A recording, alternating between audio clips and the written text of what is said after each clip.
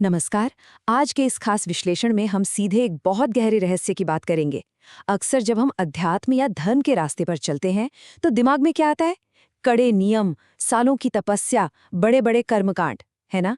लेकिन आज इन सबसे परे जाकर हम उस रहस्य को समझेंगे जो ब्रह्मांड के सारे नियमों को पलटने की ताकत रखता है।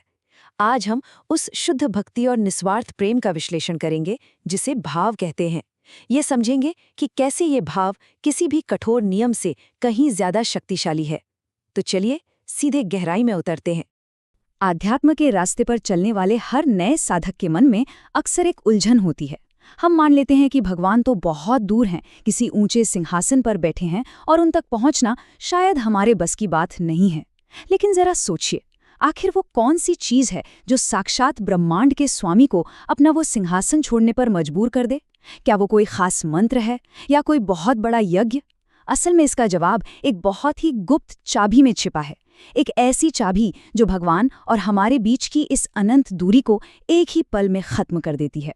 और जानते हैं वो चाबी क्या है? वो है भाव। देखिए, भाव कोई नियम या कोई रटा रटाया अनुष्ठान नहीं है। ये तो एक बिल्कुल शुद्ध, बिना किसी शर्त का भावनात्मक जुड़ाव है।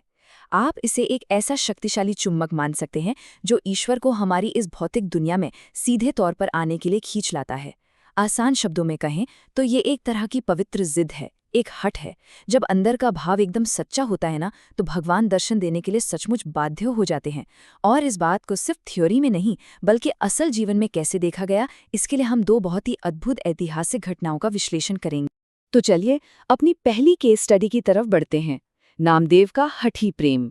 नामदेव जी के नाना जी बरसों से ठाकुर जी की बड़ी श्रद्धा और कड़े नियमों के साथ सेवा करते आ रहे थे। उनका तरीका अब बाईं तरफ देख सकते हैं।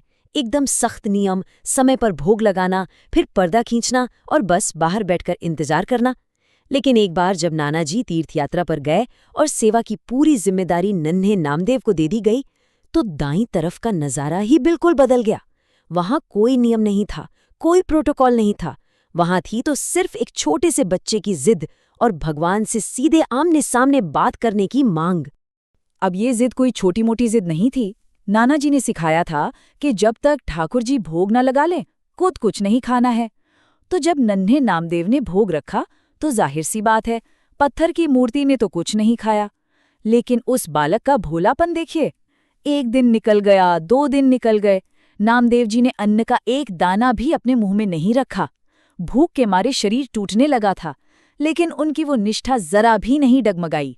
और तीसरे दिन जब उनके सब्र का बांध टूट गया, तो इस छोटे से बच्चे ने सीधे एक चाकू उठा लिया और भगवान को अपने ही प्राण त्यागने की धमकी दे डाली। सोचिए, ये था भाव का एकदम चरम स्तर।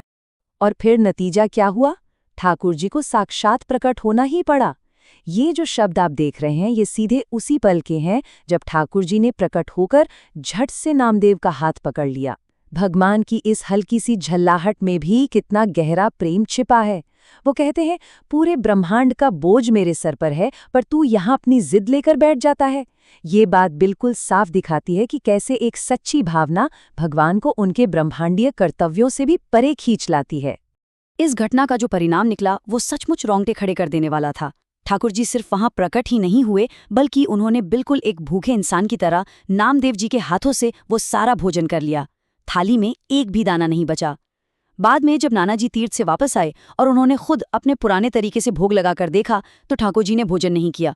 वो तभी आए जब नामदेव जी ने उन्हें अपने भाव से पुकारा।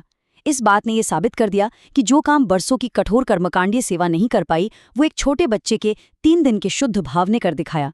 प्रसाद वही था, लेकिन भगवान ने उसे साक्षात ग्रहण किया। अब आते हैं अपने दूसरे विश्लेषण पर, जो है भगवान के साथ मित्रता, यानी सख्य भाव। अब जरा इस दृश्य की कल्पना कीजिए। पुरी का शहर है, कड़ाके की सर्दी वाली रात, और रात के ठीक 2 बज रहे हैं। जगन्नाथ स्वामी के परम भक्त और सखा रामदास जी अपनी कुटिया में गहरी नींद में सो रहे हैं। और तभी साक्षात जगन्नाथ जी वहां आते हैं और उन्हें कुंभकर्ण का नाना कह के जगाते हैं। जरा सोचिए इस बात को। पूरे ब्रह्मांड के स्वामी रात के 2 बजे बिल्कुल एक पक्के दोस्त की तरह अपने भक्त को चिढ़ाते हुए उठा रहे हैं। ये कोई आम चमत्कार नहीं है। ये सख्य भाव यानी भगवान को अपना मित्र मान लेने का सबसे खूबसूरत उदाहरण है। इसके बाद जो होता है ना, वो किसी रोमांचक फिल्म से कम नहीं है। भगवान को अचानक माखन खाने की इच्छा होती है, और वो भी माधव ग्वाले के घर से चोरी करके। भगवान रामदास जी से कहते हैं कि मुझे अपनी पीठ पर उठा लो, और अपना भारी भरकम ईश्वरीय वजन एकदम एक फूल जितना हल्का कर लेते हैं। दोनों चुपके से माधव ग्वाले के घर पहुंचते हैं।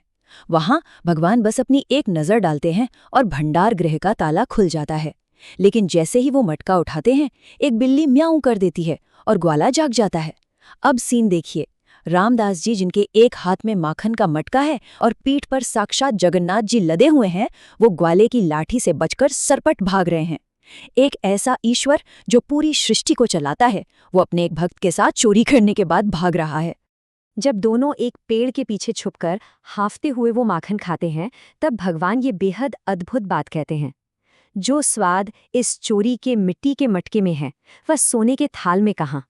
ये एक लाइन हमारी आज की इस पूरी चर्चा का निचोड़ है। भगवान बिल्कुल साफ कर रहे हैं कि उन्हें 56 भोग या सोने के बर्तनों से ज्यादा प्यारा वो साधारण सा माखन है, जो पूरे हक, प्रेम और मित्रता के भाव से खिलाया जा रहा है। भगवान औपचारिकता की नहीं, बल्कि सच्चे प्रेम के भूखे हैं। और इस दिव्य लीला का जो क्लाइमैक्स था, वो तो और भी कमाल का था। जब अगली सुबह राजा गजपति और माधव ग्वाला किसी तरह रामदास जी की कुटिया का दरवाजा खुलवाते हैं, तो उन्हें अंदर क्या दिखाई देता है? सामने एक साधारण सी खाट पर स्वयं परमेश्वर विराजमान है, लेकिन किसी मंदिर की तरह सजे धजे नहीं। उनके पूरे चेहरे पर ताज़ा सफ़ेद माखन पुता हुआ है, बिल्कुल रंगे हाथों पकड़े गए। ये नज़ारा देखते ही राजा के हाथ से तलवार छूटकर गिर जाती है। ये घटना हमें यह एहसास दिलाती है कि जब भगवान भाव के वश में होते हैं, तो वो कितने सुलभ, कितने सहज और कितने अपने हो जाते हैं। चलिए अब बात करते हैं कि इस व्यक्तिगत जुड़ाव को, इस भाव को हम और आप कैसे विकसित कर सकते हैं। नामदेव जी की जिद और रामदास जी की वो अनोखी दोस्ती, ये दोनों सिर्फ कोई पुरानी पौराणिक कथाएं नहीं हैं। एक साधक के रूप में हमारे और आपके लिए ये एक बहुत सीधा मार्गदर्शन है। अगर इन दोनों कथाओं को मिलाकर हम भगवान तक पहुंचने का एक सूत्र या फॉर्मूला बनाएं, तो उसमें 3 सबसे अहम बातें निकल कर आती हैं। पहला, एक अटूट भोलापन, बिल्कुल एक बच्चे जैसी सरलता, जिसमें दुनियादारी का कोई छल कपट ना हो। दूसरा, एक सच्ची जिद या हठ, भीतर से ये पक्का विश्वास कि मैंने पुकारा है तो ईश्वर को आना ही पड़ेगा। और तीसरा, भगवान को आसमान में किसी दूर के सिंहासन पर बैठा हुआ न मानकर उन्हें अपना एक बहुत ही करीबी साथी मानना। जो भी साधक अपने हर दिन के जीवन में इस सूत्र को उतार लेता है ना, वो अपनी साधारण सी पूजा को एक बेहद गहरे और व्यक्तिगत रिश्ते में बदल सकता है। अध्यात्म में अक्सर हम एक गलती कर बैठते हैं। हमें लगता है कि दूरी भगवान की तरफ से है, पर जरा इन दोनों पक्षों को देखिए। बाईं तरफ ईश्वर हैं, जो आज अभी साक्षात प्रकट होने और अपना वैकुंठ छोड़ने के लिए पूरी तरह तैयार बैठे हैं। उनकी तत्परता में कभी कोई कमी नहीं होती। कमी हमेशा दाईं तरफ होती है, यानी हमारी पुकार में। अक्सर हम जो पुकार लगाते हैं, उसमें वो भोलापन, वो गहराई और वो हठ गायब होता है, जो नन्हे नामदेव या रामदास जी के पास था। तो अब इस विश्लेषण के अंत में ये एक ऐसा सवाल है जो हमें बहुत गहराई से सोचने पर मजबूर करता है। अगर भगवान आज भी प्रकट होने के लिए उसी तरह तैयार बैठे हैं, तो क्या कमी उनके आने में है, या फिर हमारी पुकार के उस भोलेपन और हठ में है? जो बातें आज हमने समझी, वो हमारे पूरे आध्यात्मिक दृष्टिकोण को बदल कर रख देती हैं। भगवान कहीं दूर नहीं गए हैं, वो बस एक सच्ची पुकार का इंतजार कर रहे हैं। तो खुद से ये जरूर पूछेगा कि क्या आपकी पुकार में नामदेव जैसी जिद और रामदास जैसी वो दोस्ती मौजूद है? इसी विचार के साथ हम आज का ये विश्लेषण यहीं समाप्त करते हैं। इस भाव को अपने भीतर खोजने का प्रयास जरूर कीजिएगा।